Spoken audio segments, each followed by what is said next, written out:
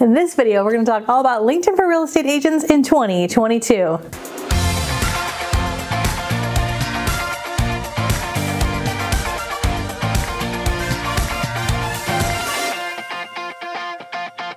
Hey everybody, Katie Lance here, founder and CEO of Katie Lance Consulting, the Get Social Smart Academy, and author of the book Get Social Smart. It's episode 276 of the Get Social Smart show, and today we're talking all about LinkedIn for real estate agents and brokers in 2022. I'm so excited today to talk to you about how to use LinkedIn as a real estate professional. I've got 5 tips for you. Let's dive in. Tip number 1, optimize and update your LinkedIn profile.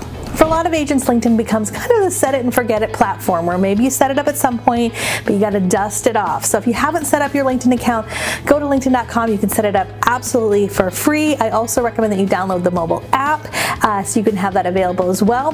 But optimize your LinkedIn profile. So you want to have an updated photo, you want to have your contact information, don't be a secret agent, and then you want to make sure you let people know who it is that you are, where you work, what brokerage you're with. This is really your time to shine. Let us know your designations. If you're new to real estate, let us know what got you into real estate. What's your story? Also make sure you indicate specifically what your market area is, and don't forget you can also add photos and videos to really optimize your LinkedIn profile for real estate. Tip number 2, connect with prospects, clients, and yes, other agents.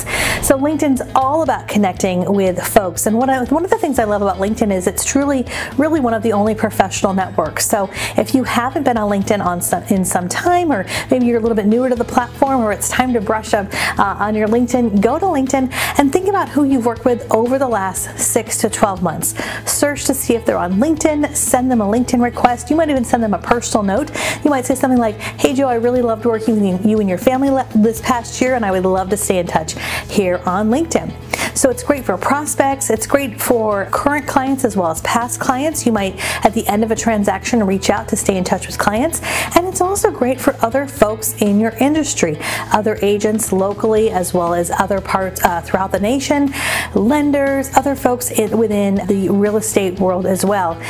You have to keep in mind a lot of business that happens from social media isn't just from your prospects and clients, but it's from other agents who see what you're doing, and that referral network is such a powerful thing. The other thing I'll mention in terms of connecting on LinkedIn is if you get a LinkedIn request and you're not sure who it is, you can go to their profile and see exactly who they are. So we want to make sure that whoever you're connecting with, they're a real person, they have an updated photo, they have some information about themselves. I like to look at our mutual friends. LinkedIn will often show you who is a second or third tier connection. So just like in real life, when someone introduces you to someone for the first time and you don't know them, but they're introduced through someone else, and I love being able to connect to LinkedIn on people I don't know, but that are perhaps that second or third tier connection. Tip number 3, post 3 to 5 times a week. So the good news is you don't have to post every single day, but post at least a few times a week. Set aside some time on your calendar, maybe 10 minutes, 3 to 5 times a week, where you can post relevant content. Now, because LinkedIn's all about business, this isn't really the place to post your cat videos, but this is a place to talk about the real estate market, real estate tips, what's happening in your local economy, your community, and of course, your listings. And it's a great place to really shine in terms of your real estate expertise. You might also share some articles from Inman News, the National Association of Realtors, maybe your own local association, and ultimately your own content is always best. So if you're creating some video content for YouTube or Facebook or Instagram, you might consider also repurposing and reposting those over on LinkedIn. Tip number 4, give recommendations. I know in real estate there's lots of places to get recommended, but I love LinkedIn because it's not just a real estate network, it's a professional network. And having recommendations on your profile is only going to help really increase that social proof. It's really going to help you get found, and it's going to help you generate more leads through LinkedIn for real estate. So one of the ways to receive recommendations is to give recommendations. I encourage you to think about who have you worked with in the last 6 to 12 months. Pick a few people, reach out and leave recommendations. It might be another agent, a client, a stager, your photographer, and 9 times out of 10 when someone gets a recommendation that they did not expect, often their response is, oh my gosh, thank you so much, and they turn around and give you one in return. So give those recommendations. That's great social proof. And tip number 5, make sure you download and use the LinkedIn mobile app. Over 50% of LinkedIn users are only using LinkedIn through that mobile app. When you download the mobile app, this really gives you an opportunity to see what does your profile look like on mobile. You can see what your profile photo looks like. You can see what your cover photo looks like. You can see your featured section and all the different sections as you work through and optimize your LinkedIn profile.